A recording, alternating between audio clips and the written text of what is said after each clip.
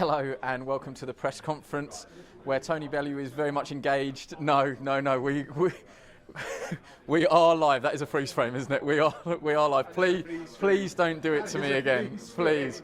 I'm not as soft as Welcome to Essex to the Bubble, where Tony Bellew joins us. Tony, first time we've had a chance to catch up with you on Fight Week. How was your isolation and your quarantine, and now you're out? Just like being an amateur again. Get to the venue, go to your room and just get left there for a few hours. So I arrived yesterday 20 past 11, bang on the time, got my test and was allowed out my room just after 8. So the iPad was completely burnt out, 8-ball pool, and the other games, whatever it takes, just get it done. Then I've done an interval session in the room. So, you know, everyone's saying, what's it like, what's fight camp like? It's boring. And you're confined to your room, so it is what it is. Okay, let's just set this card up. Just how excited are you for this fight camp week 4, the big one, the pay-per-view Sky Sports box office event, Dillian Whyte against Alexander Povetkin. It's intriguing, and there is a huge element of danger with it. The fact that Dillian Whyte could have just sat on his #1 ranking, wait till February to fight the winner of Tyson Fury against Deontay Wilder in their third fight. He hasn't. He's taken a risk here. Sensible move or seriously risky? I think it's sensible, with an element of risk in there, obviously, and he's done it throughout his career. You know, he fought Joseph Parker when Joseph Parker had nowhere to go, a former world champion. He loses to him, he's at the back of the queue again, so he fights Delfine in a rematch when he's got everything to lose and nothing to gain. He always comes up against Rivas again. You know, he said this is a final eliminator. How many final eliminators is he going to have to go through? Now he's got to this one. I think for Dillian, he's not paying attention actually what the fight's actually for. I don't think it means anything to him. Nothing will matter to Dillian until it's actually for the championship of the world. That's how Dillian's looking at it. These franchise things, belts, whatever have you, it doesn't matter to him. When he fights the world champion, that's all Dillian sees. He's just looking at it as, I'm improving, I'm getting better with each fight. And it's more experience for him, because that's the one thing that he's lacking over these guys is experience, and I think he's going to get, you know, a fair bit more experience on Saturday night against Alexander Povetkin. You see, it makes a great promo, like the Battle of the Left Hookers, but that is actually quite a sort of lazy way. Yeah, it's a bit of a lazy way of looking at it. Yeah. Both have a lot more to their arsenal than just the left hook, particularly Povetkin, who was a very skilled amateur who you know all about from you know, the unpaid ranks. He was fantastic. Povetkin could do everything. He used to be called the Russian tank when we were amateurs going around, you know, the world and seeing him at tournaments. I remember him turning up at the European Championships and everyone was just petrified of him. You know, he's such a short but imposing figure, and he lets it known exactly when he's there. As for Dillian, a big unit, and the thing with Dillian is his strengths going into this fight. He's big, he's brave, he's durable, and he's very strong. And I think that's what we'll see him through this fight. All them qualities and characters that I've just explained there, they're the things that Povetkin doesn't want to be crossing at his age. Because let's be honest, you know, Povetkin has seen his peak, in my opinion. This is a still very dangerous Alexander Povetkin, and if anything, this will probably be one of the most dangerous versions of him we'll see, because he knows he loses this one, this could be his last throw of the dice. So, you know, he's drinking in the last chance saloon bar here, and, you know, can he get it done? I don't know. I think Dillian Whyte's just going to be too big, too strong. The one thing that everybody seems to be missing out is I think Dillian Whyte is probably the best body puncher in the heavyweight division. The body snatcher by nickname and by in reality as well. He's a ruthless body puncher, mate, and it's not seen as much in the heavyweight division these days, but I just think when he starts touching Alexander Povetkin down the stairs, it's going to slow him down drastically. I think Alexander Povetkin's chances are early in this fight. I'd say the first 3 or 4 rounds. You know, he's the sharper, he's the quicker of the two. But I think as this fight progresses, as soon as it goes past round 4, I expect Dillian Whyte to come on really strong, use that weight advantage, use that size advantage, and wear down Alexander Povetkin, and probably end up getting quite a ruthless knockout in the end. While we've got you here, before the press conference starts, I want to ask you about the Katie Taylor Delfine Persoon rematch. Yes. You were in the garden first time round. Your thoughts on the first fight and what we might see second time round? I thought the first fight was the best fight I've ever seen from two ladies going at it the way they did. Excitement from start to finish was unbelievable. I think with Katie Taylor, she's the girl who has to make the adjustments in this fight. I think we know what we're going to get from Persoon. We know her strengths. It's all based on work rate and tenacity. Whereas with Katie Taylor, she's the girl with all the skills. She's the girl with the great footwork. She's the girl with the fantastic repertoire of punches. She's the one that can make the changes. I don't think Persoon can. So if Katie Taylor's going to come in here and have a fight again with Persoon, I think that's going to be to her disadvantage. And I actually think she could end up getting beat if that's the path she takes. However, I don't think she will take that path. I think she'll use her legs early on. She'll create distance between her and Persoon, and I think she'll pot shot Persoon. Every time Persoon takes a step forward, she'll look to land something and make her think twice about taking another step closer. Was that performance from Persoon in the first fight her glory? But was that the best of Persoon? Because that definitely wasn't the best of Katie Taylor. So, you know, it's a bit of a dilemma that at the minute on who we're going to see the best of. The one thing that I'm certain of is Katie Taylor has to change her tactics from that first fight, and I'm pretty sure she can. She has all the attributes, all the skills to do it. She's just got to go in there and stick to her game plan on the night. We're obviously live on our YouTube channel. We've got some comments coming in. Storm Boying says, do you think we'll get another undisputed heavyweight champion in 2021? Good question. What's going to happen next with the belts?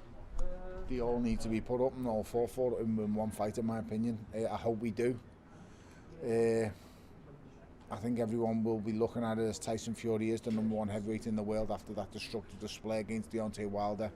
And they all know that, you know, Anthony Joshua has 3 out of the 4 belts, and after that brilliant performance against Andy Ruiz in the rematch, that, you know, it's all between them 2 guys. So we want to see it. You know, we know the path that Tyson Fury has to take if he's to remain WBC champion. It's defeat Deontay Wilder again, and then it's step to Dillian Whyte immediately afterwards.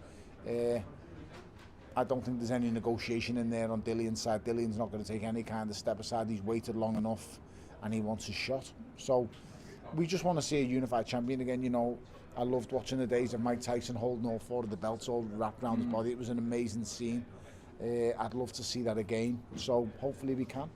Tony, I'm going to ask you to step out and bring in Spencer Oliver. We've got a rolling substitute game here. Come in, Anson. I said it. Yeah, I said it earlier in the Fight Camp series. From one big puncher to another. Spencer, good to see you.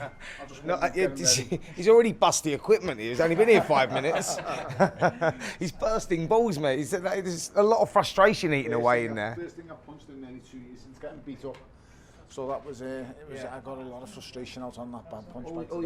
We should give this some context, because not everyone knows that you two were in the gym together this morning. Yeah, we was in there early. I mean, Adam Smith turned up notoriously late. You know, I am. I'm putting it out there. You know, it was half six meet. I was in there. Tone was in there. Adam rolls in at 7+. But anyway, that's another story. It's for another show.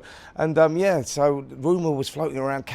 Tony Bellew's been in that gym and he's popped the ball already. He's hit it with the biggest right hand and the ball's just popped. I mean, we've got some big punches in here and nothing like that's happened. I'm just putting it out there. I saw you throwing some left hooks earlier in the week, to be honest, so maybe it was a slow puncher. Let's just put it that way. You know, that's the rumour. I'll spread it for you if you want. Yeah. Let's have a look at some of these comments. Online gaming dude, Spencer, if Povetkin loses, where does he go from here? Do you think he'll carry on, or do you think it'll be retirement? No, it'll be retirement. I mean, the guy's had an unbelievable career. This is the last roll of the dice. You know, this opportunity's come out of nowhere. He had a draw with Michael Hunter. You know, he come back from the brink of defeat in the first round, out in Saudi, thought it was all over, and he fought back and he got a credible draw. And this opportunity's come, and at this stage of his career, you know, the guy's been training. He's in phenomenal shape. We've seen him training up close and personal here, and he looks brilliant. He knows it's the last chance, and I think that if he loses this fight, he can retire. He'll retire, you know, he'll retire as a former world champion. The guy's achieved everything, Olympic gold medalist, world champion. You know, he's done it all, but this is a massive opportunity for him to steal that pot of gold. All of a sudden he finds himself in a position where if he beats Dillian Whyte, he's got some huge fights ahead of him. You know, becomes mandatory for Fury's title. All of a sudden, he's straight back in the mix for a rematch with Anthony Joshua. So there's a lot on the line here. There really is. And I think both guys, we can see that by the way that they're looking. They're both looking in incredible shape. Don't want to look too far ahead, but it is a question that's come up more than once, so I'll ask it. Mr. Oliver Hodds, how does the AJ White rematch pan out if the Fury fight doesn't materialise? That's assuming Dillian Whyte wins this weekend. Interesting one. These guys have got history, amateur and pros, and Dillian Whyte's always done well against AJ. You know, in the amateurs he beat him, he had AJ on the floor. I know that it was early in both of their careers, but stylistically the fight, the styles gel. You know, Dillian Whyte hurt AJ in their first fight. I think it was for the British and Commonwealth title, was it? And he caught him with a left hook in the second round. I was sitting next to Adam. I thought, he's gone. He's not going to recover. It took him a couple of rounds to recover. Dillian didn't finish his job, and AJ come back, and the rest is history. We know what happened. If they fight again, I think there's going to be, you know, similar sorts of dramas. You know, does he beat AJ? I'm not sure he does. You know, both guys have been improving at such a great rate, but it's a fight that we'd always love to see, and yeah, it's a great matchup. I'd love to see it. Sebastian Brennan says, what are you most looking forward to on the card? I know you had a little bit of an insight with our colleagues at Sky Sports News yesterday into Luther Clay against Chris Congo. You did a little bit of a face-off. Further down the card, I wonder, you know, outside the top two fights, what takes your eye? Look, the undercard's sort of like not been spoken about enough for me, but this is one of those cards that every fight on there means something. Every fighter has come here and they recognise that they're on that big platform. Jack Cullen versus Zach Chelli is another fight. It's a great fight that's not been mentioned too much, but it's a fight.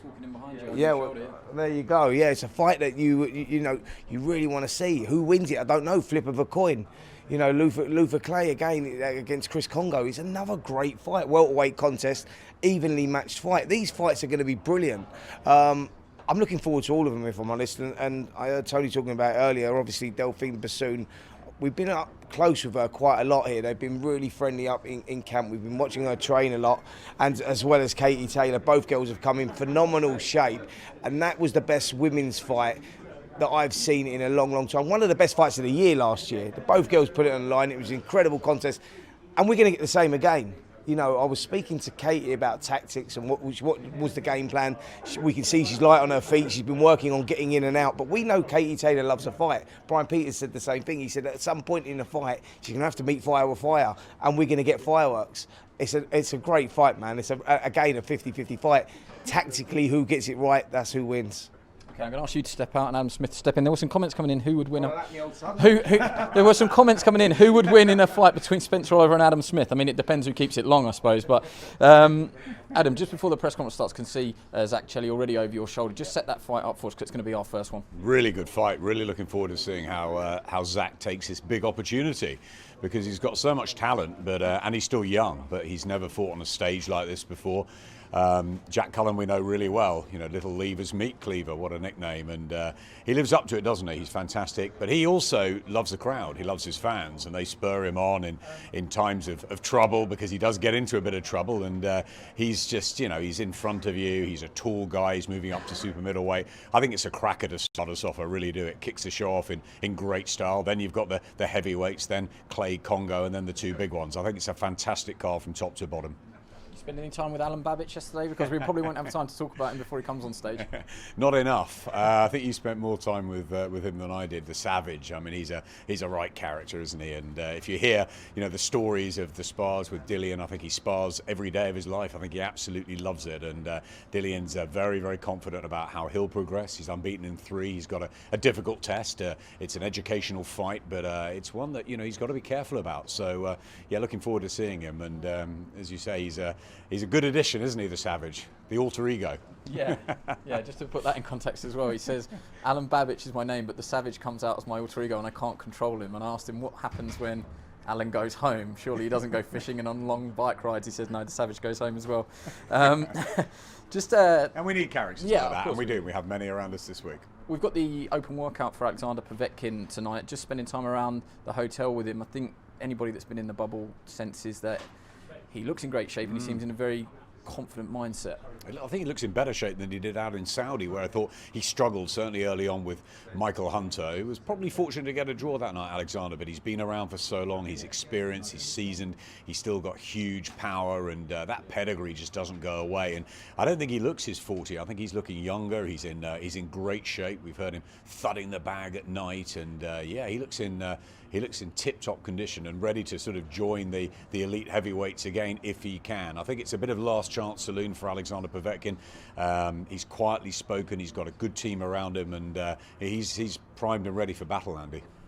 Byron Newton says, do you think Dillian Whyte could come in weight drained? That comes off the back of the shots that were released by the photographer yesterday, where he looks in incredible shape. I don't know if it's true. He said something like he'd lost 40 pounds. We'll have to see what he looks like on the scales. Doesn't feel like weight drained is the right phrase, but you have to find your optimum weight, and I suppose there is a concern he could have taken too much off, although my suspicion would be that he's probably at his optimum weight. I think so. I think he's going to come in somewhere between 17.5 and 18 stone. I think he was too heavy, as we all know.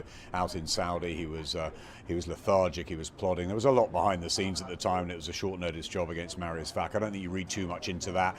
Go back to Dillian's performances in the couple of years before that, the Oscar Rivas one, where he didn't get enough credit, I didn't think.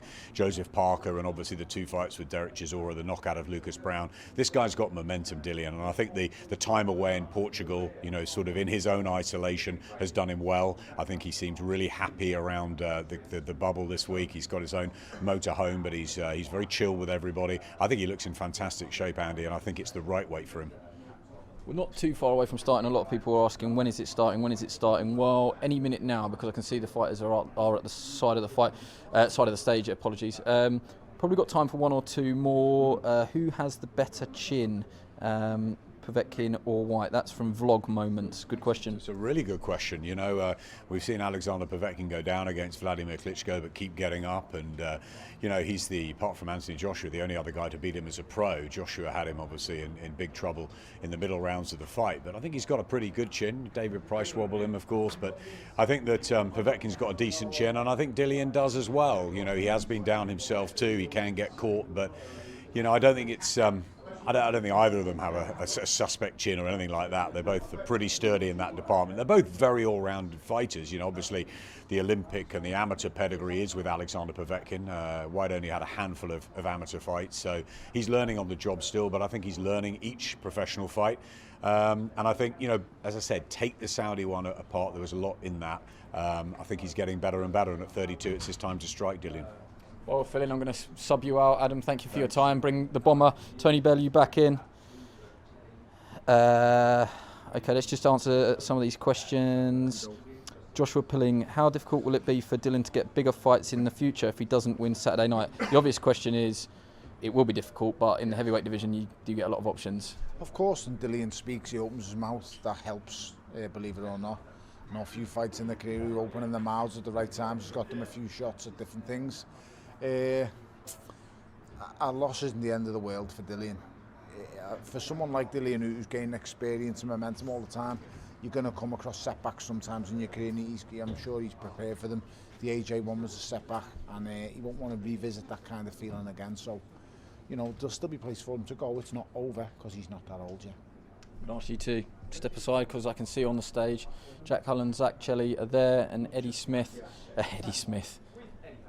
Hearn, I should say. Thank you, Chris. Thank you, Andy. And this is it. This is the final week of Fight Camp. It has been just the most remarkable project I think we've ever been involved with, the return of big-time boxing. And we've had a wonderful 3 weeks. Some of the fights of the year, but this week is really the first major card, the first major names to return to the sport of boxing since the pandemic, since lockdown has been over. And it's a thrilling, thrilling fight card. 5 fights on the card on the broadcast with Sky Sports box office in the UK, DAZN in America, and every single fight is a pick and fight. Particularly this first fight, which is going to kick us off the night, 7 p.m. We're going to be broadcast for 30 minutes, free view across Sky Sports main event, Sky Sports Action, Sky One as well, before we encrypt on box office. And these guys by then would have probably done 2 or 3 rounds, so make sure you do the full 10, please, because this one is going to be an absolute war. Jack Cullen against Zach Chelli. Everyone in the boxing game knows how well this fight will gel. It's a fantastic clash of styles. And first, we'll go to you, Jack. Moving up to super middleweight, I think, looking at the size of you this week and people wondering how you ever made middleweight, but it must be nice to have those extra pounds to play with this week on what is a very important fight for your career. Yeah, it's definitely an important fight in my career. Can't be doing it anymore, can't be getting beat any more times. And yeah, moving up to this weight, I'm feeling bigger, better, stronger. And the stuff what we've been working on, it's like, it's not, I don't have to make weight. We've been practicing on stuff, working on stuff. And yeah, this weight's my time to shine. We had a fight of the year contender with Felix Cash at Manchester Arena, was sensational. Due to fight Jason Quigley on this card. at middleweight, up-stepped Zach Chelli. Everyone in the game saying this is going to be an absolute cracker. You two just literally going to go at it from the first bell. Yeah, well, everyone says it's going to be a good fight. I think it's going to be a good fight. Zach Chelli probably thinks it's going to be a good fight. I mean, I've not been in a boring fight yet so far, so I'm looking forward to it. You are a huge ticket seller. You know, your Little Lever, Meat Cleaver, all those guys coming up from the village and town. Any different this time? I mean, fighters generally have actually enjoyed this occasion, listening to the corner team, taking on the advice, of course, enjoying the surroundings as well. But it's going to be quite different for you to having that emotions, I guess, running wild with your crazy fans willing you on, and maybe a little bit more of an opportunity to keep relaxed and keep a game plan in mind. Well, that's it. Definitely, I feel like obviously you're going to be in your corner coach a lot more. Your fans ain't going to be egging you on, and you stick to your game plan and get the job done. Zach, welcome. Great to have you on the show. You're looking in fantastic condition. Big opportunity for you. Massive opportunity on a massive card that you pluck with both hands. You ready for this fight? Yeah. Everyone's talking about it. I'm looking forward to it, and I'm really grateful for this opportunity. And yeah, I've been training for the past 11 months since my last fight, so my camp has been 11 months long, and I'm ready for it now. So yeah. You've seen Jack box, obviously a huge frame, even at super middleweight as well, but always in exciting fights like you are. You expect this fight to catch fire and catch fire quite early. Yeah, of course, Jack likes to come forward. I like to throw punches, so this is going to be a great clash. Obviously a very close relationship with your father. He's there up the back, Yeah. a big supporter of yours as well. This is the kind of fight that can transform your career. You know, obviously a huge platform, but beyond that, moving forward, if you beat Jack Cullen, moving on to challenge for big domestic titles later this year. Yeah, of course, I'm only 22, turning 23 in 4 months' time. So as a 22-year-old, already fought for a Southern era. I was meant to fight for the English super middleweight title, but coronavirus took it away. Yeah, I'm 22. This fight goes well. Could go for the British, as the guy already beat his fight for the British. So you know, it's going well for me. We've seen Jack Cullen before on Sky Sports. We've seen him in fight years contenders. For those who haven't watched Zach Chelli box, what can we expect? You look extremely fit. I'm guessing your work rate is sensational. Is that what you need to bring plenty of energy and firepower on Saturday? Yeah, my work rate's improved a lot since my last fight. A lot more, much more of a fighter and a boxer now. So yeah, expect fireworks, expect a spectacular fight. Well, I couldn't agree more. I think this is going to be an absolute classic. Jack Cullen against Zach Chelli will kick us off on Saturday night ahead of a huge night of boxing. Gentlemen, if you could come here for a face-to-face, please.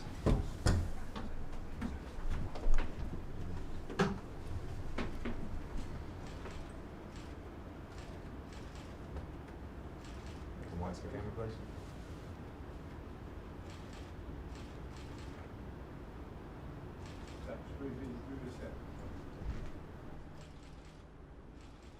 Thank you, gents. Thank you. Back to Sky. Back to Sky, then. Jack, do you want to come in there? Zach. Confusing everybody, there's two Sky Sports teams here. Just take one step back for me, mate. We are live, so please don't swear. First time you've actually come head to head there with Jack Cullen. He is very, very tall, but perhaps doesn't use those height and reach advantages to his advantages in the ring. What are you going to do in this fight to counteract that? I've fought many tall opponents. I've fought many short opponents, middle-sized opponents. So it won't be anything new to me. I've been boxing all my life, so every type of fight I've had before, and I see he likes to come and bring it forward. So I've been working a lot on my fitness and obviously fighting back. So he'll be surprised. It's a bit of a waiting game, this fight, because obviously he's coming up in weight. You experimented at light heavyweight. You found out that super middleweight is the best weight for you. Yeah. Even at my last fight, even though I went up to that weight on the day I was actually super middleweight. So super middleweight is my best weight, and the harder I train, the better I make super middleweight, and the fitter I get. It's a sort of a great platform, but a crossroads fight for the two of you. What does a win here do for you? Hopefully a win will project me. I'm only 22, and it'll project me even further in my career. Hopefully we'll go for the British or English title after this. And just your prediction, do you believe you win this fight inside the distance? Of course I win it inside the distance, yeah, of course. That's what I've been training for. Brilliant. Thank you very much for joining us. I'll let you go. Thank you. Okay, I think we've got a little bit of time to fill before our next one. Eddie Hearn's lingering there at the front of the stage. I'll grab him. That one's going under the radar a little bit, but that could be fight of the night. Well, I think the first three fights will go under the radar a little bit because of the size of Whyte, Povetkin and Taylor Persoon, two of the biggest fights in boxing. But when you look at those first three fights, all of them complete pick and fights. And we've specifically picked Cullen against Chelli because you always want to get off to a flyer. you know, that first fight is one that you really want to catch fire and get everyone warmed up for the night. So 7 p.m. the broadcast starts. I guess they'll be in the ring about 7:15, and I expect 10 full rounds of action. I think neither man will take a step back, because in terms of the opportunity for both of them, it's huge. You know, like I said, you've got the bigger names on this bill, Whyte, Povetkin, Taylor, Persoon, but for these guys like Cullen, Chelli, if they can make a statement, if they can entertain a crowd, they can make a big step to the big domestic titles in the super middleweight division. I expect them to go at it non-stop for 10 rounds. Let you get back up on stage, because there's nobody guarding Alan Babbage and Shaundale Winters. Get up there, Eddie. What are you doing down here talking to us? Guys. Thank you guys. For those guys watching on the live stream, we have the Matchroom Boxing live stream going, we have the Sky Sports live stream, we have the Sky Sports News live stream, so we're trying to coordinate. Just to make it clear to people watching at home, for that last press conference, I was relaxed, to be honest with you. Ready to go, ready to jump in at any moment, you know, didn't really, you know, I felt calm. So you two have got something to live up to. You missed the fiery old press conference there, and you guys are the ones that are supposed to have the bad blood, but this fight expected in the ring probably somewhere around 8:45 on Saturday night. What an opportunity for Luther Clay and Chris Congo. This is a chance to go on and establish yourself as a major name on the domestic scene, to make waves internationally as well, and this is a fantastic fight. Chris, I'm going to start with you. Big opportunity for you. You know, Luther Clay looked for that big opportunity for a while. He's got it now. He had a great win in Italy, he defended his title on Sky Sports as well, but this is your opportunity. This is your breakout night. Yeah, 100%. Just want to thank you yourself and Dillian Whyte for getting me on the platform. Yeah, I believe this is my time to shine. This is my time to show what everyone's been talking about. And yeah, I'm just ready and raring to go, man. Obviously in this fight, you have to get started quickly. You've got to take this opportunity when it comes. We saw with Zelfa Barrett last week, before we knew it, 6 rounds had passed. He literally lost every round and somehow managed to pull it out of the bag. Is it important to start fast in this fight against Luther Clay? You can't leave it to the judges in a real close fight. You have to take this opportunity clear cut on Saturday. Well, 100%. Like I said, I don't think this fight is going to last anyway. Someone is going down, and I'm sure it ain't me. So I'm just going to make sure I'm going there, just do what I do and just be the usual Chris Congo. When I'm myself, everything just flows naturally in the ring. When I'm thinking, I make sure I'm listening to my coaches in the corner, and that's the main thing for me, man. Luther Clay has come from the blind side. He's got himself highly ranked now in the world as well. What do you see in Luther Clay? You give him that respect as a quality performer, and how do you beat him on Saturday night? What's it going to come down to in this fight? 100%. I see him as a quality opponent. He's got a few good fundamentals that I see. But on the night, I believe he's very limited in certain things that he does. I've seen him in his last fight and a few fights before. I don't think he has any type of good finishing quality as to being an elite fighter. But I believe for me, speed kills, and once I show my speed in the ring on Saturday night, everything's gonna come off that. And if you see him on the floor, just know that you will see him on the floor, guaranteed. You believe you win this fight inside the distance? 100%. I don't think I'll let this go to distance. Like I said before, once I have you hurt, everyone I've had hurt in a fight, they've never seen that last bell of that round. Luther, the champion, strong talk. Do you feel that power? Is that something you see in this fight, or you're confident in your abilities and you're confident that you get the victory on Saturday night? Yeah, it's probably quite powerful, I guess. I don't know. We'll see. Like, I know Chris is a good boxer, and everyone rates him and everything. So I'm interested to test myself and see if it's really real. You, like Chris, searched for that opportunity, but you've had it and you've performed now on that big stage. Big win for you in Italy, obviously boxed live on Sky Sports as well. Do you feel your experience in that kind of environment is important to you? It seems like you have what he wants here. You know, once you were that hungry fighter looking for your break on TV, now you're almost protecting that mantle. I don't feel like I've got anything, so I don't know about all that.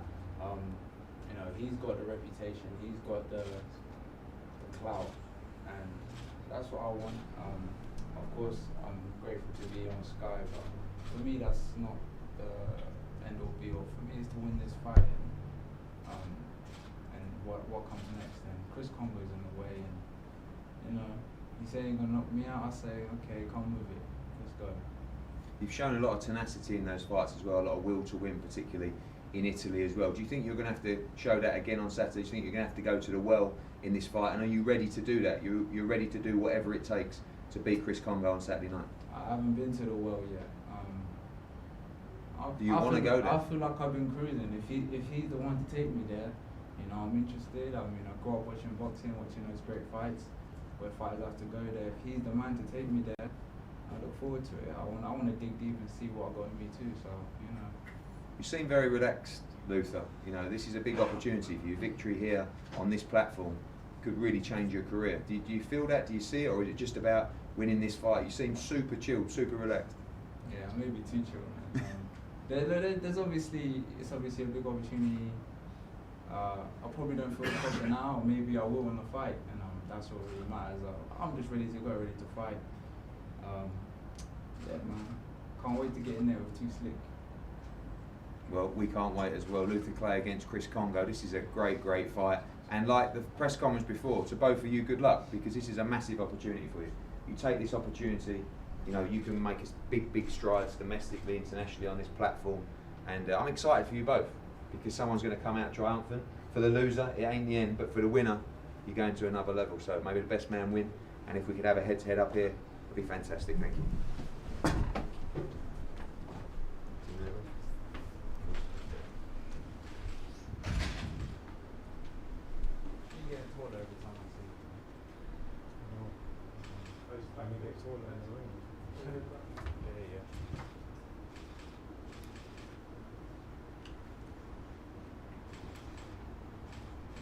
Thanks, James. Thank you. I think Chris down here. Hey Chris, thanks for joining us. We are live, so please don't swear. What did he say to you at the head-to-head there? You get taller every time I see you. Yeah, he said that I get taller every time. I said I'm gonna get taller in the ring as well, so just keep it long. Gonna practice my social distancing in the ring. We all know he's gonna come and bring it and come forward with his style. And when you got a man that just comes forward, doesn't know how to take a step back and box, all his weight is coming forward. So that's what I say, and I predict a knockout because he'll walk into something. Yeah, just expand on that. What is it particularly that you've seen from him that makes you so sure that you can end this fight inside the distance, something that you've been saying all week?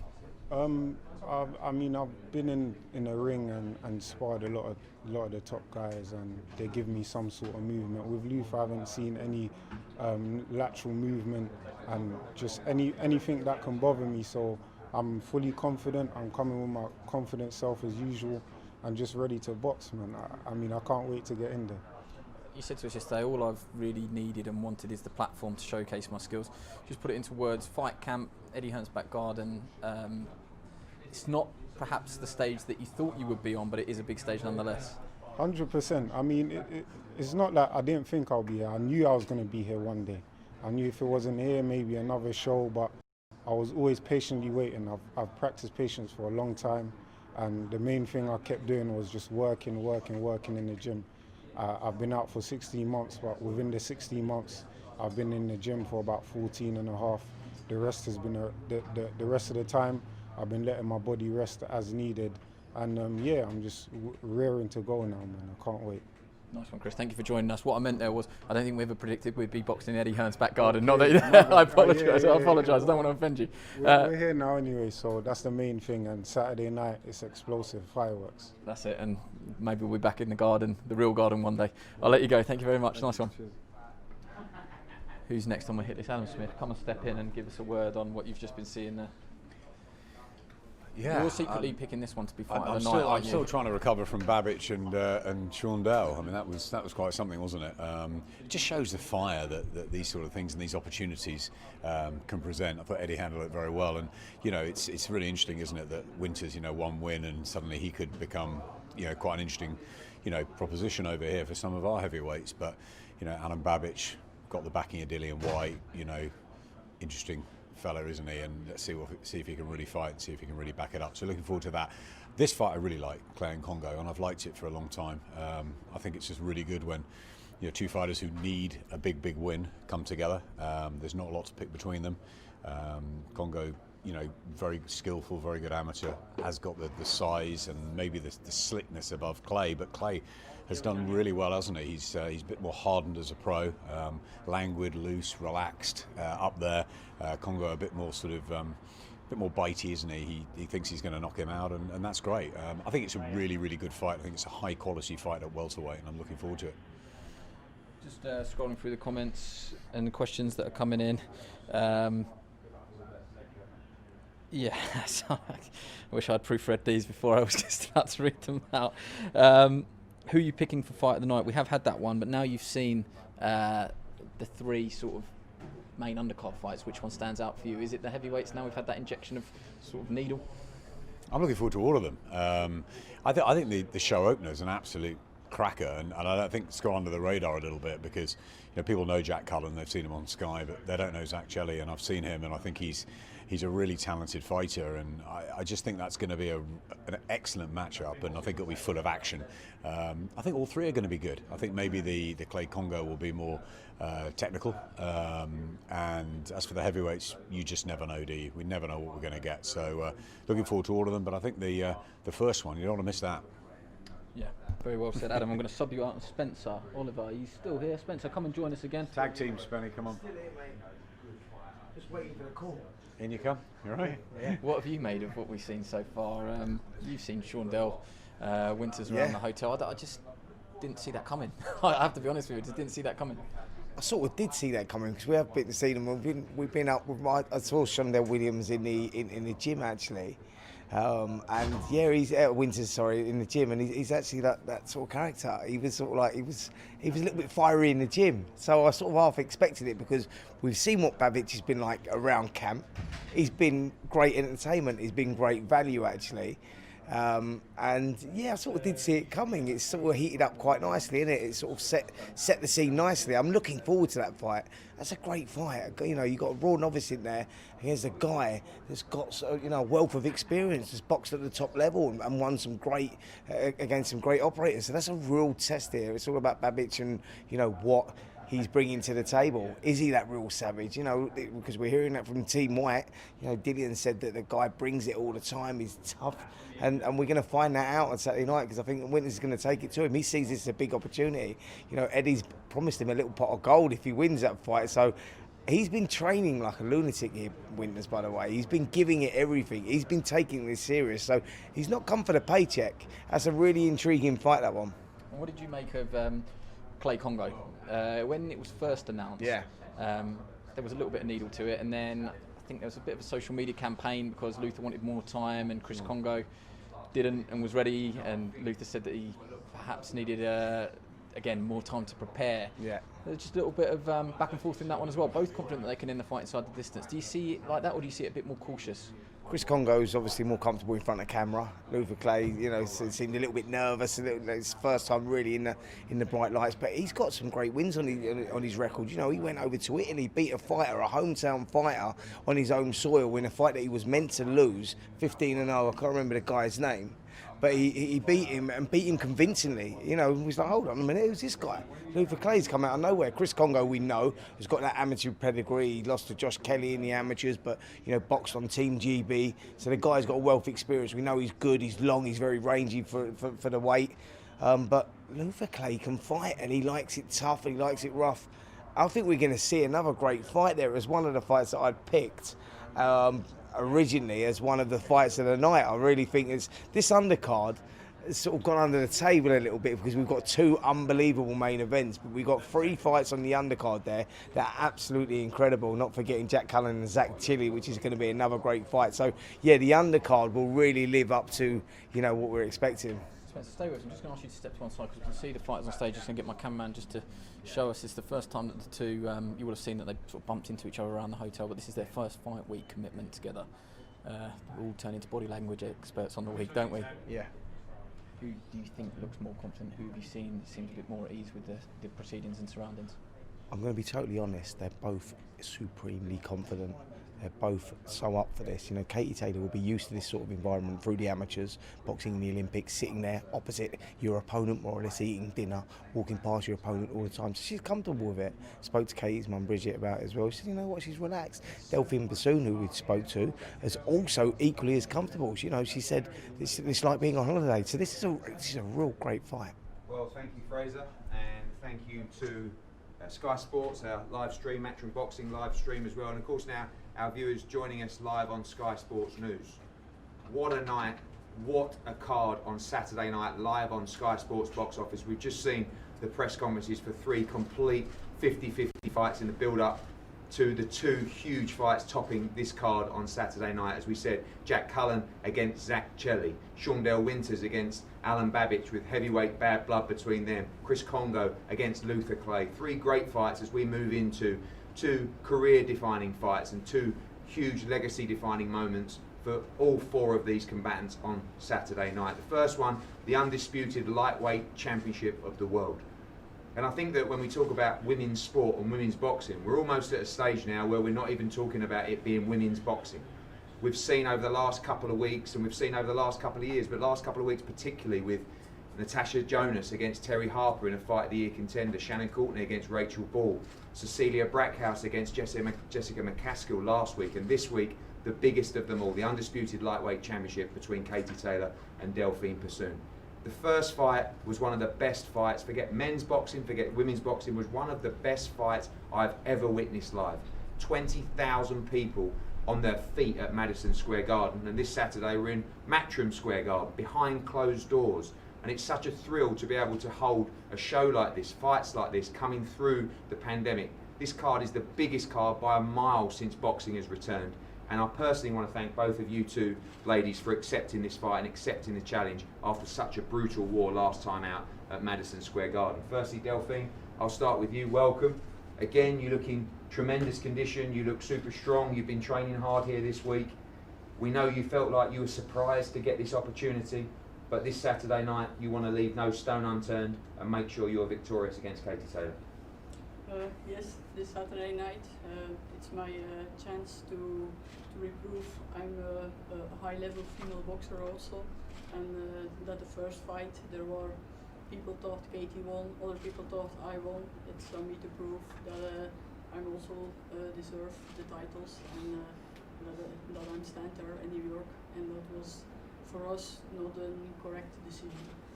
You look disappointed in the ring after, you know, we had some online press conferences as well. Having watched the fight back, you still believe you won that fight in New York last year? I think everybody thinks on his way. If we see the fight we think we deserve, there are other people that think Katie deserves.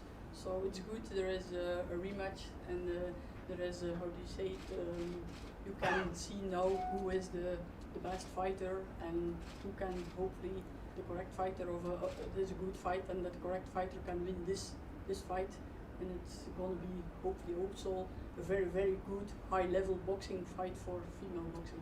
Yeah, do you give Katie that credit of taking this fight again? I think I've heard you or your team say you're quite surprised that, you know, she did give you the rematch. She didn't have to do it, but obviously people want to see it, and I think she wants to prove that she's the best. You want to prove you're the best. Did you think that the rematch would come in your career? We don't think. We already changed from category because lightweight was closed with Katie Taylor, super lightweight was closed with McCaskill, so we got no titles to get for it. So we say what we're gonna do, and I changed to super featherweight to get the titles there. But yeah, we were very surprised because we don't think Katie gonna take this risk, because for her it's a big risk. It's her life. She earned her money with the box, and if she lost this fight, it's not good for her career. So yeah, I appreciate it that she take this big risk, because we don't think it. And finally, people saying that Katie got drawn into a war with you in New York and she's got to box smarter in this fight. Are we going to see the same thing from Delfine Persoon from the first round we saw in New York, just 110 miles an hour, non-stop work rate, and just piling the pressure on Katie Taylor?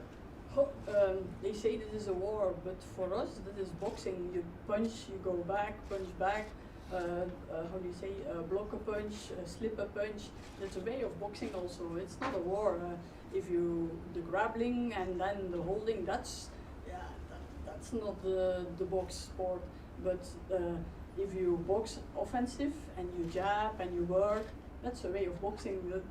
It's maybe for people it's like a war, but it's my way of boxing. I saw some comments from you saying, to Katie, is that making sure she engages with you? You say, don't run, don't hold, let's stand and fight. Is that what you want on Saturday night? Is that the kind of fight you want from Katie Taylor? I want to show that female boxers also can box like men. Here where I live in Belgium, there are not a lot of female boxers, and I always train with men. And if you train always with men, this is like sparrings. They are like this. They don't on the sparrings with me. They don't hold in. They spar, so I'm prepared for hard fights. Maybe that's the way I box is. Maybe I always train with men, so that makes my fight. But yeah, Katie had her plan. Is it is technical or tactical? It's also a way of boxing, and I respect her way of boxing. Everybody had his way of boxing, and yeah, it's for me to prove Saturday with my style of boxing, the same of in New York, but still a little bit more better. The faults I make in New York, we trained on this, so we don't make these mistakes anymore. So to go more better and to prove me on Saturday. Well, Katie, of course, you always step up the challenges. A lot of people surprised you took this opportunity. I wasn't. When the Serrano fight fell through, I knew you would accept this fight. I knew you always knew this time would come again. How excited are you ahead of this fight on Saturday night? Yeah, I'm very, very excited. I've said before, this is why I'm in the sport of boxing for, to take fights like this. This is a legacy building fight for myself and for Delfine, and we're both in the sport to prove that we're the best. I mean, we have two fighters here who absolutely believe that we're going to win on Saturday night, and that's what makes this such a fantastic fight. I want to be involved in the biggest fights possible, and that's why I took this rematch. We know that you always don't search for credit, but it's nice to get credit for the performances, and I guess the fact that anybody thought you didn't win in New York, there were people who felt could have gone either way as well, but has that played a part in your mind? I almost remember when we went back to the changing room, you were elated that you were undisputed champion, but I could tell that you weren't quite satisfied because some people didn't think you deserved the decision. Has that been a major factor to wanting to do this again? I guess I just want to prove that I am the best, and I think there's going to be criticism whether you win or lose in a fight anyway, so I don't really take too much notice of what people are saying outside the ring, but I do want to prove that I'm the best, and this is why I train so hard. This is why I am in boxing for it. I want to be the best, and I want to be known as a pound for pound number one. We know in terms of skill set, I think it's unquestionably you are the number one, pound for pound number one. You're going to have to show obviously more in this fight, and you got tangled up in that at Madison Square Garden. I mean, I can remember like yesterday, the atmosphere that night was such a special night. Of course, Andy Ruiz went on to beat Anthony Joshua as well, but the atmosphere when you fought Delfine Persoon was unbelievable. This time with no crowds behind closed doors, is it going to be a little bit easier to get that game plan right with Ross? Obviously you're going to be able to hear him a lot more and take those instructions in between rounds. Maybe so. I haven't really thought too much about boxing under no crowd, to be honest. I don't think it's an advantage or disadvantage for either one. I'm just going to go in and try and produce a great performance, but boxing in front of no crowd, you have all the bells in the line. This is the purest form of boxing we'll ever see, really, and this is what I love about this. You're not going to see a pure form of boxing. There's two champion fighters stepping up, taking a huge risk in front of no crowd. It's absolutely incredible. And finally, last time, as I said, you had a war at Madison Square Garden, Matchroom Square Garden, this time around. But more importantly, we know that you can box and move. Do you expect the same thing from Delfine Persoon this time around? From the very first bell, she's going to look to make it rough and tough and put the pressure on. We know you like to box and move, but you're prepared as well to go to the well in this fight and do everything you can to be triumphant and keep your undisputed titles on Saturday. Yeah, exactly. I think I'm prepared for whatever it comes my way on Saturday night. I prepared hard and long for this fight, and I'm sure Delfine is prepared as well. This is why it's going to be such a fantastic fight, as I said. But we're both ready, we're both prepared, and may the best boxer win. Well, thank you very much. As I said, one of the best fights I've ever witnessed. June the 1st at Madison Square Garden last year. Do not miss this fight. The biggest fight in women's boxing, the rematch between Katie Taylor and Delfine Persoon this Saturday. If you could join us for a head-to-head up here, please.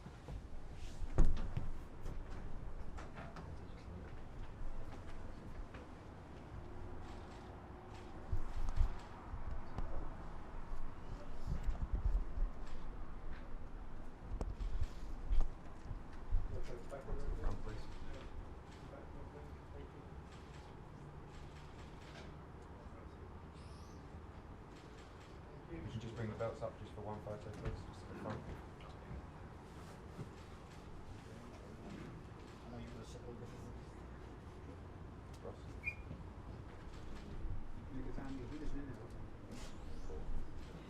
Just one to the front, please.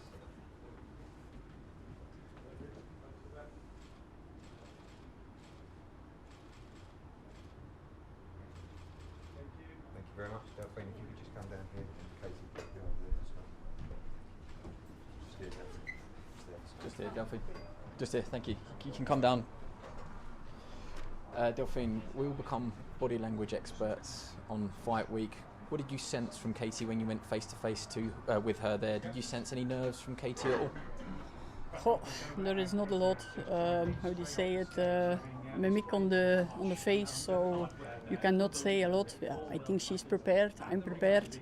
I see I'm a little bit bigger than her, so yeah, we're gonna see Saturday. I'm ready to go in the ring, and hopefully to finish the fight in my decision, a decision on my way. So, with the bubble environment here, it's difficult to stay away from each other. The two teams have bumped into each other. Your team and yourself, you seem very relaxed, very at ease in your surroundings. What's it like keep bumping into her around the hotel? Well, for me, that's not a problem.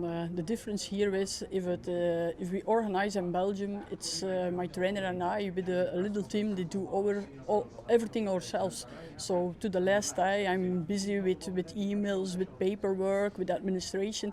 Here I have just to train and then to relax. It's a big difference for me. If we organize in Belgium, it's we that look for the title fights. It's we that look for the program, for the sportive. We got small peoples of volunteers that help us, but we have to do a lot. And that's a big difference. Here I got a lot of time. With this rematch, will it be round 11 or will it be a fresh start round 1? Presumably, from your point of view, you want round 11 because you had such a strong finish to the fight.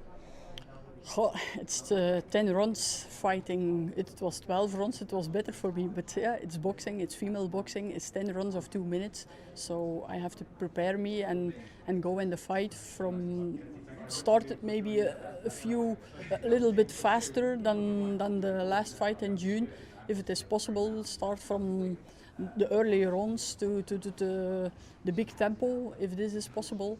But I cannot change the whole thing. My way of boxing is in front, and I'm gonna do the same pressure from the first round.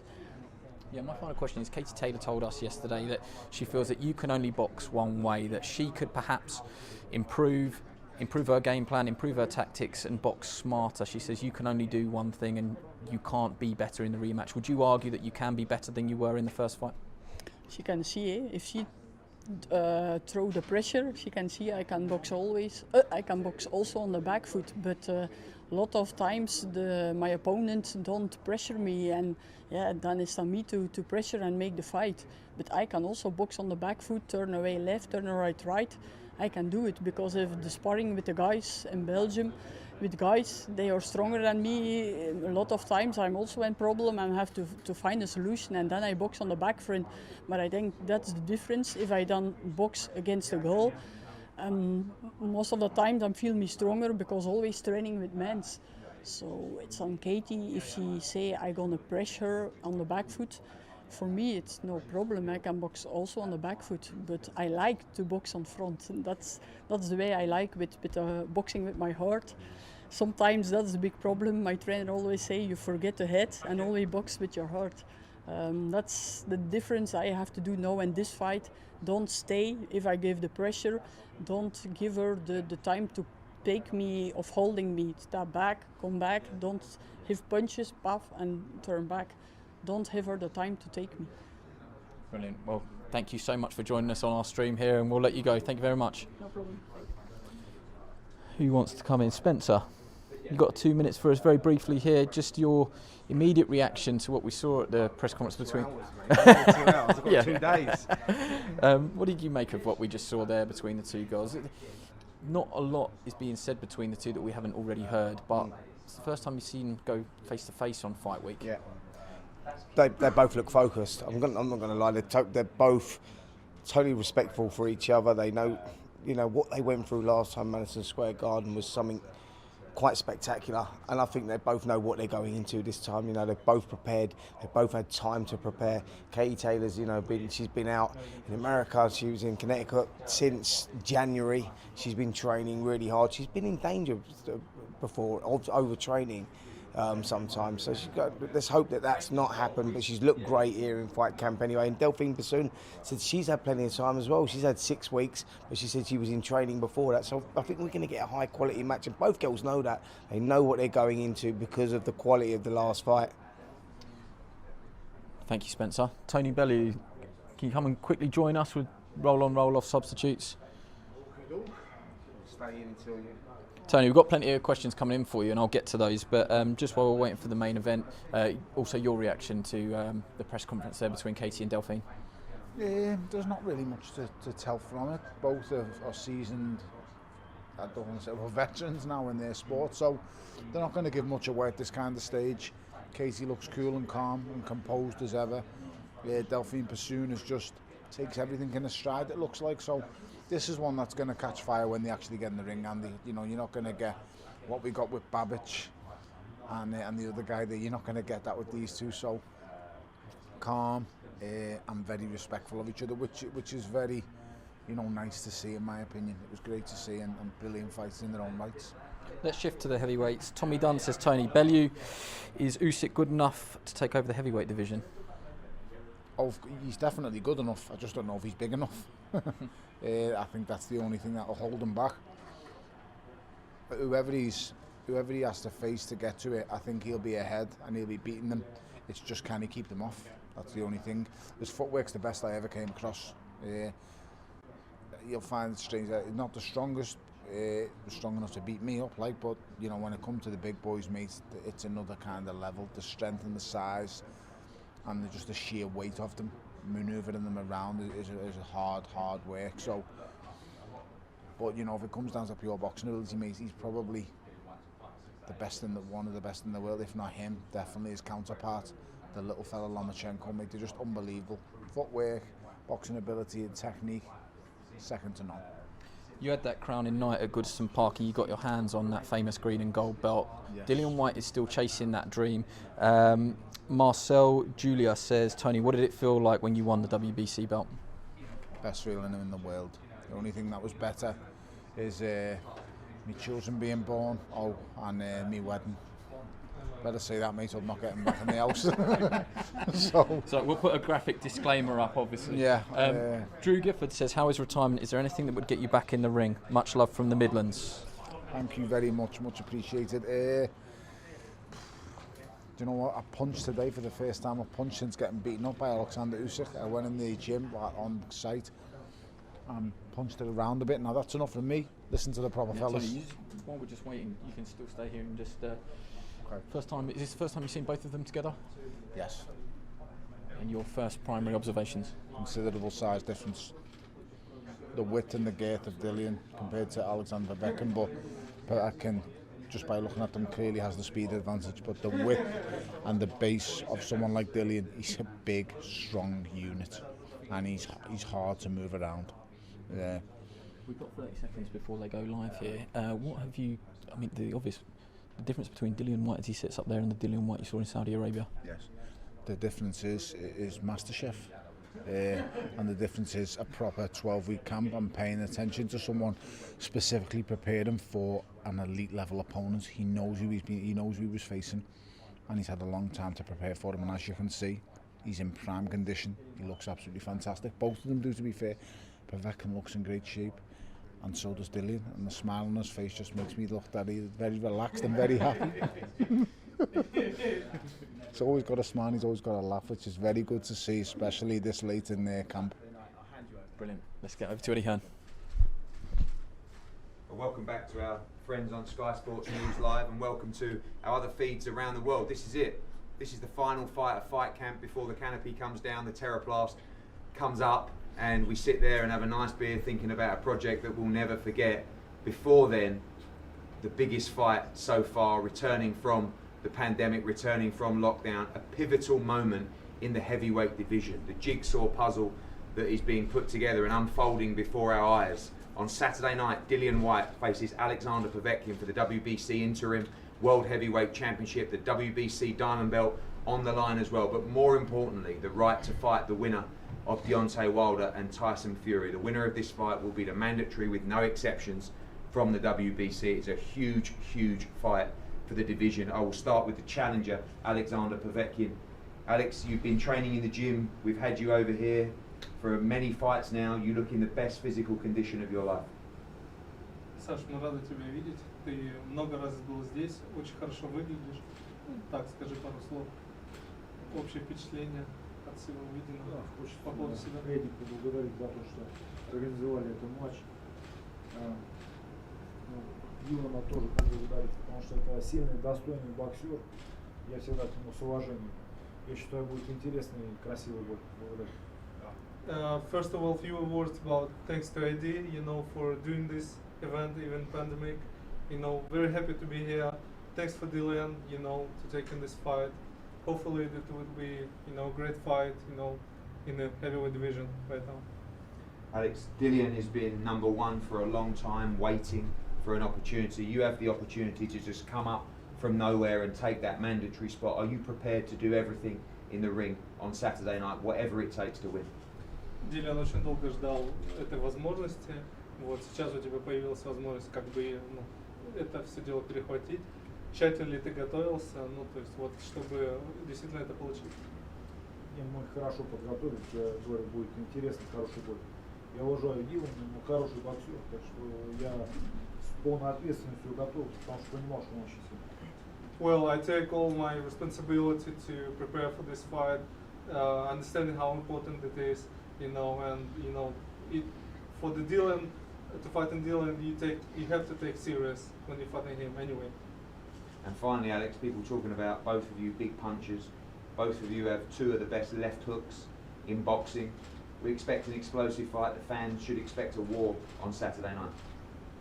Вы два больших панчера, два специалиста по левым хукам. Стоит ли нам ожидать взрыва, так сказать, и, как мы говорили, фейерверка в бою? Я считаю, что бой будет интересный и зрелищный, а как будет, посмотрим.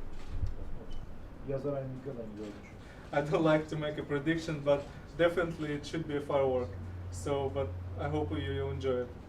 Thank you, Alex. Dillian, I don't think I've seen you in shape like this before in your entire career. Sorry, you want more? No, he won't translate it. What he's saying. Okay. Yeah. Dillian, I said he looks good. Yeah. Dillian, you're in the shape of your career so far, unquestionably. I guess the pandemic has helped you in many ways to have probably the longest camp in the history of heavyweight boxing. I think about 4 or 5 months out in Portugal, but you seem very happy, you seem very relaxed. Is that because you feel like you've ticked every box needed in preparation for this fight? The whole of last year for me wasn't a great year. I had 2 fights last year. My mind wasn't right in any of them really because stuff was up there, and obviously stress does 1 or 2 things to make you put weight on.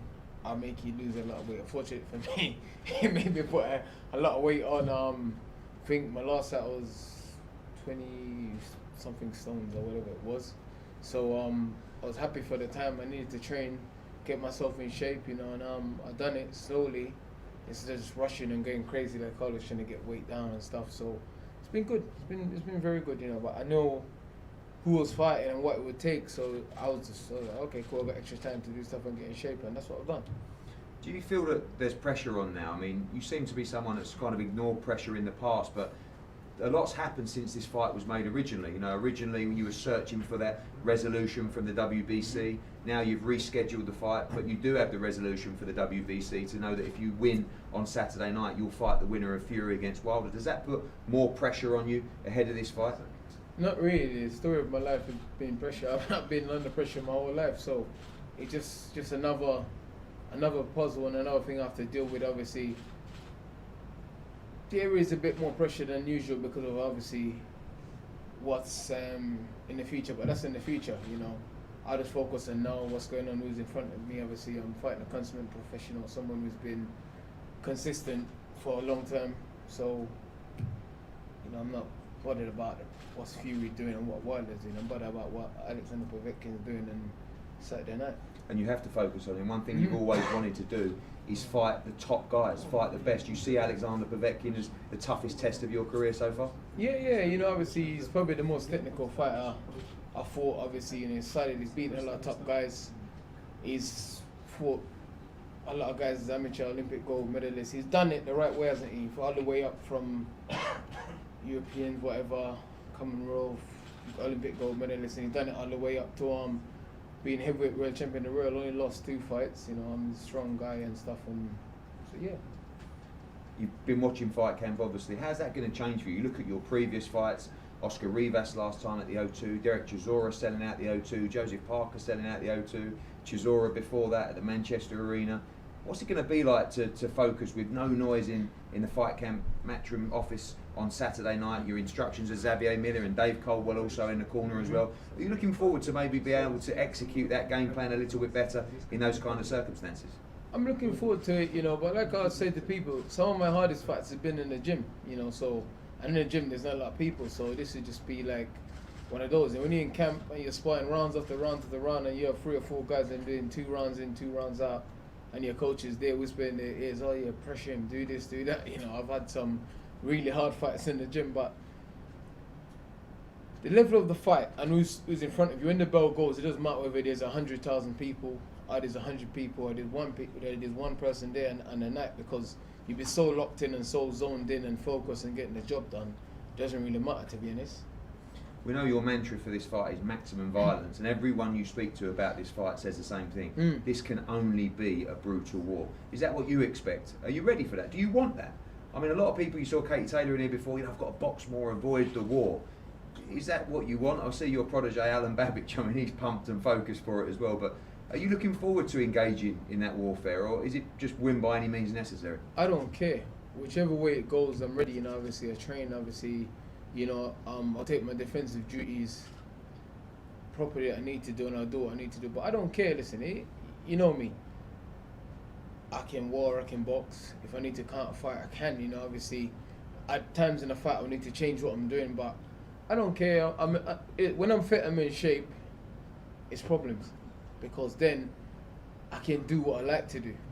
You know, I don't have to think like my last fight, I wasn't in shape. I was like, I need to stay just in gear 1, gear 2 to get the 10 rounds in case it goes long, because Wack's a tough guy. But when I'm in shape, I don't care. I don't mind blowing up because I know I'll recover. That's what I've been doing in camp, you know, pushing the engine and blowing up and recover and then go again. So regardless, whatever he wants to do, then I'm cool with it, you know, I'm cool with it. I know the importance of just getting the win. I know you have respect for Alexander Povetkin, but do you believe you'll win this fight by knockout on Saturday night? Listen, I don't like to make predictions because you never know what's going to happen. Obviously, he's a very experienced man and he knows what to do. He knows to look after himself. He's done it for a long time, 15 years now he's done it, you know what I mean? And, you know, he's a tough guy and all that stuff. But listen, if I learn early, then it may be night early, but, you know, he can do the same as well. I know you won't be thinking about them, but the eyes of the heavyweight world will be on you on Saturday night. Anthony Joshua will be there for Sky. You know that Fury will be watching. You know that Wilder will be watching. Everyone will be watching this performance. Do you feel like some of those guys, particularly stateside, will be hoping you almost slip up? You know, you've been 1,000 days banging on the door for this opportunity. All you have to do is get past this final hurdle. This really, at this stage in your career, no room for slip-ups on Saturday. And it's usually the most dangerous and hardest hurdle to get by, to be honest. But I deal with pressure well, you know, and I could have had an easier fight and done stuff and whatever, but I'm still learning. I had 7 amateur fights, 28 professional fights. I'm still learning, I'm still working and stuff, and these are the kind of fights you need to test yourself, and these are the kind of fights you need to grow. And these are the kind of fight, this guy has seen everything. He's seen about 20 guys that fights the same style as me, the same size, come forward, do all this sort of stuff. So for me to get in there and beat a guy like this, then I sort of piggyback on his experience and all the stuff he's done as an amateur and all the stuff he's done as a professional. So it's the kind of fight I need, a fight that tests me, a fight that motivates me, a fight that I can learn from, a fight that I got to think more than I normally do. I could easily take an easy fight that I know 80% I'm going to win by knockout anyway, but this is the kind of fight I need. Decision in my career, this is a fight that just gives that little extra edge, in your focus and things like that. And that's why I've got myself into the kind of shape I've got myself into.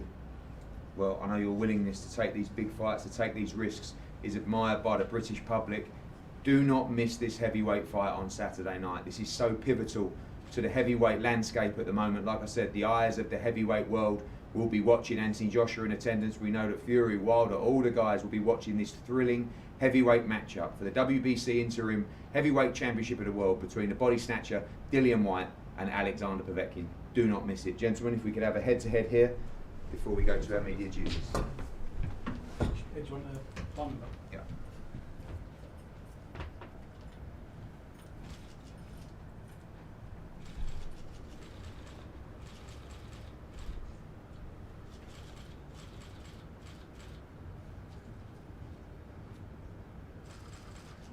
To the front, please.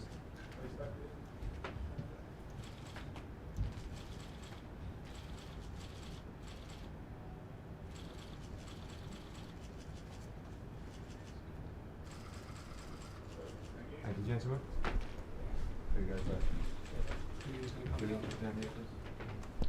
Tony, just come on in here, mate. Watch that light as you come. You stand in front there, mate.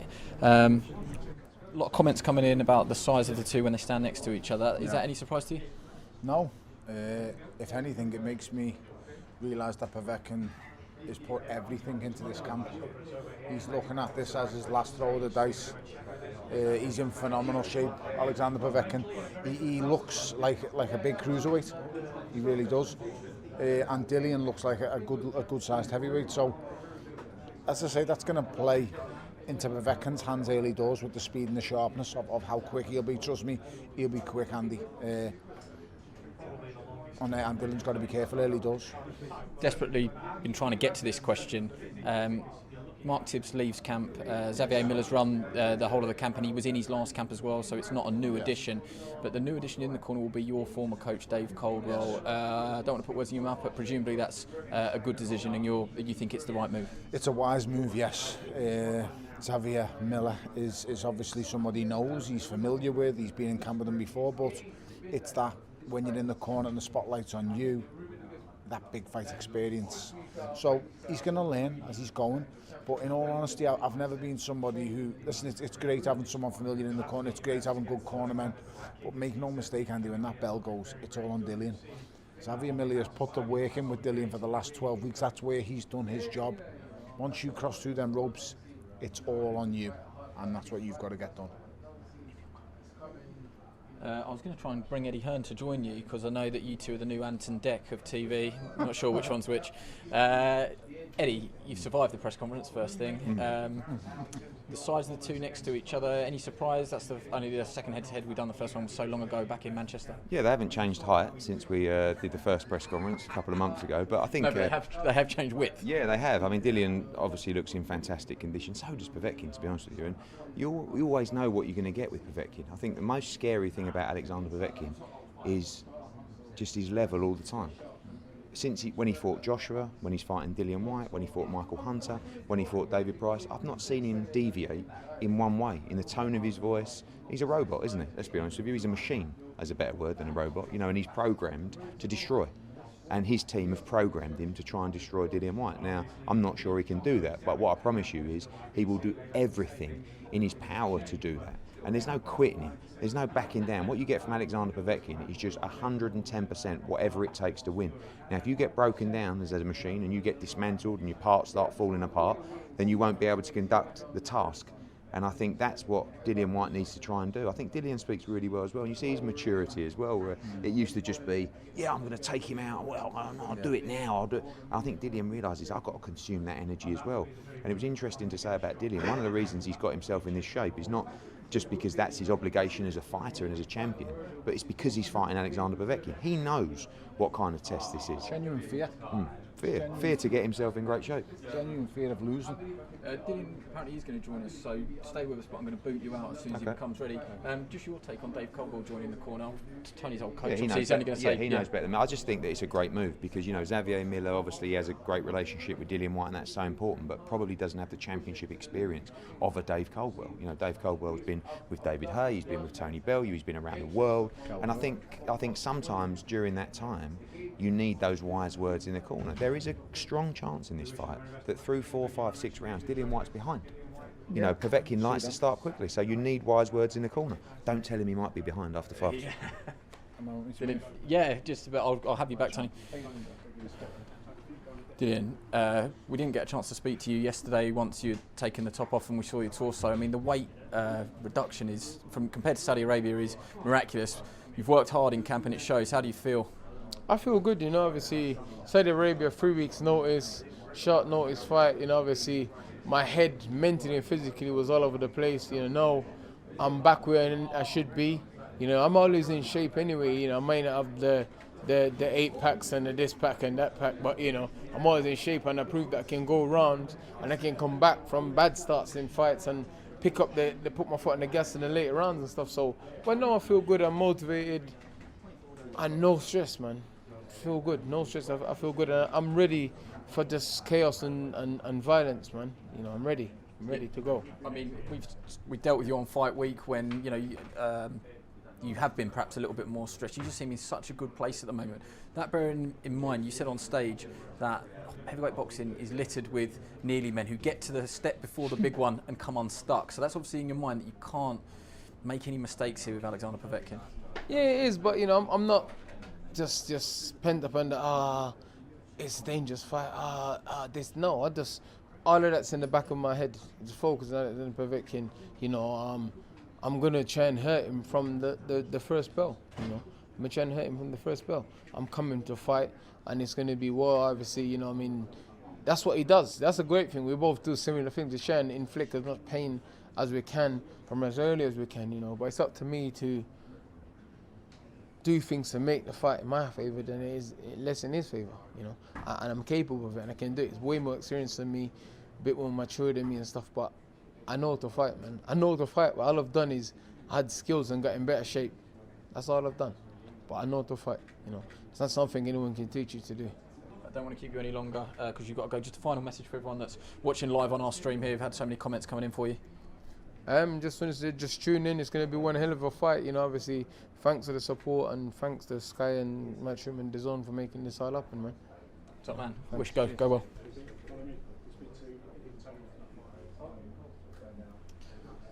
well. My guests have deserted me because it always happens. I'm going to shout over the room. Just bear with me. Thank God. Roll on. Substitute. Adam, come join us. Don't take offence when I call you the substitute. It's all right, not a problem. Saying all the right We're things. in and out and yeah. we're all having fun in the bubble. It's very fluid. Very fluid. Saying all the right things, Dillian Whyte, 100%, can't deny that.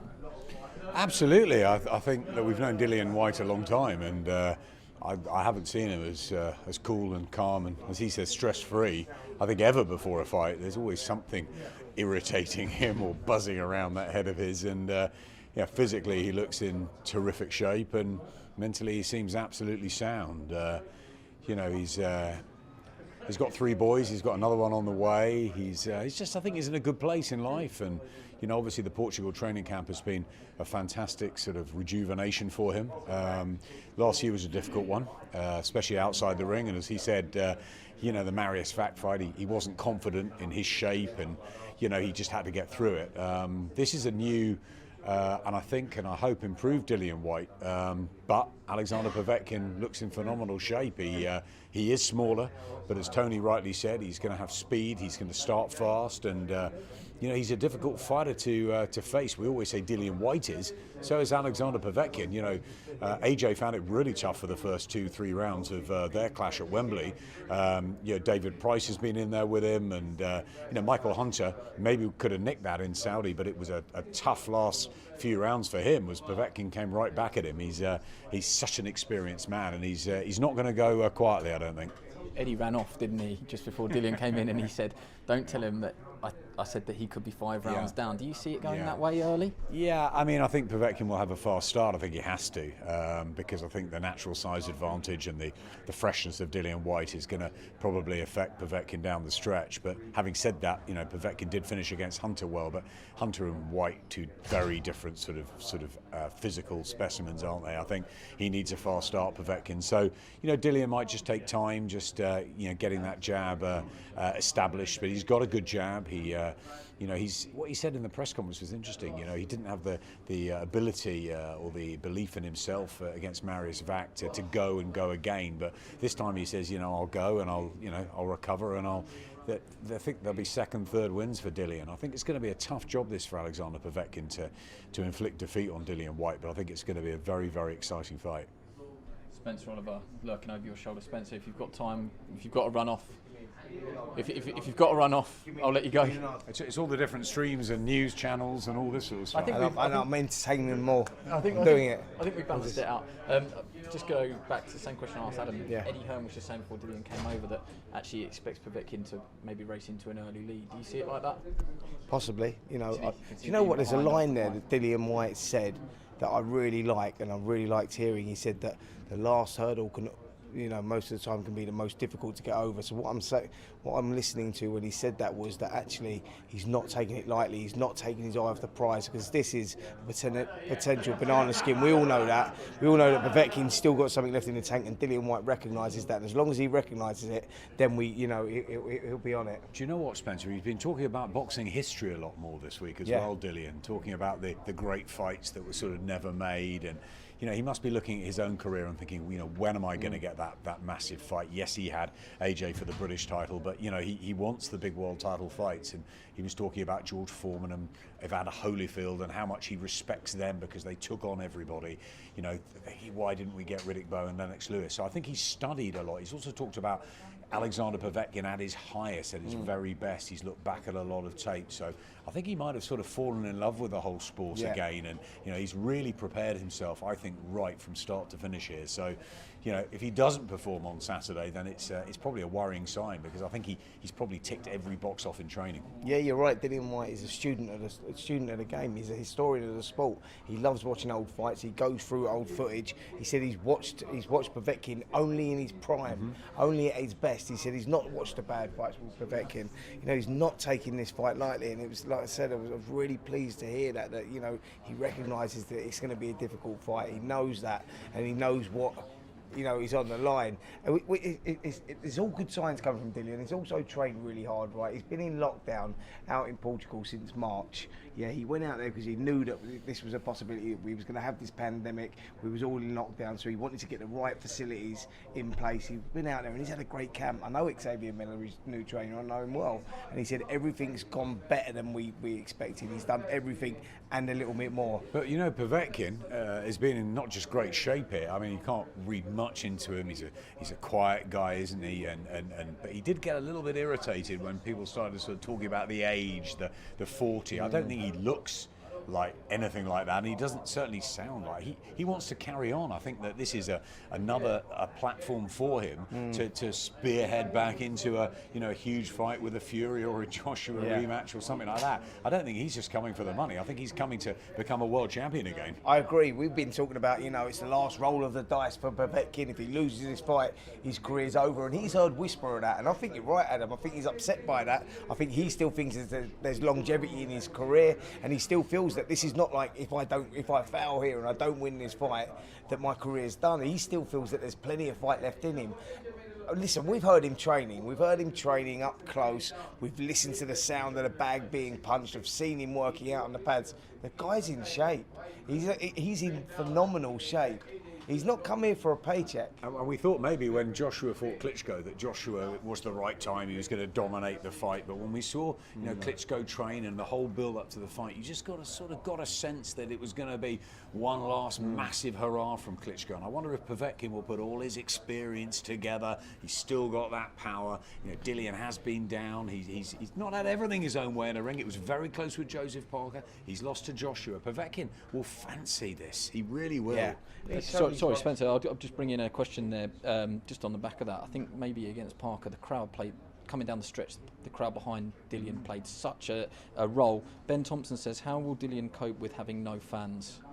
Well, I think he'll be okay. I think that look, it's going to be like, you know, I think it's very atmospheric down there anyway. We went there Monday for the first time. I've done the ring walk, done everything, and I thought, you know what, there's a buzz about it, even though there's no one there. It's a really weird feeling. What Eddie's done there is set up is magical, right? And we've seen that on the telly, but Dillian knows what's on the line, right? So it's not going to be the crowd that help him through this one. It's going to be that wanting that chance to fight for the world title. Imagine being a mandatory contender for over 1,000 days and falling at the last hurdle. You know, he took this fight. He wanted this fight. He could have sat it out. He could have done the easy route. He could have took a little warm-up fight, but he's not done that. You know, he's took on Povetkin, who's still got a lot left in the tank. That's why the fans love Dillian Whyte, because he keeps delivering in big fights. He keeps taking on all sorts, all comers, line them up. That's why I just really hope he gets that opportunity to fight Tyson Fury, to fight Deontay Wilder, and to have another fight with Anthony Joshua, because I think he deserves it, and I think the fans deserve it. Yeah, definitely, I totally agree. Let's just read some of these comments. It's quite a nice one. Simon Burgess, I wonder how my mate Gary Mason would have got on fighting Dillian, RIP.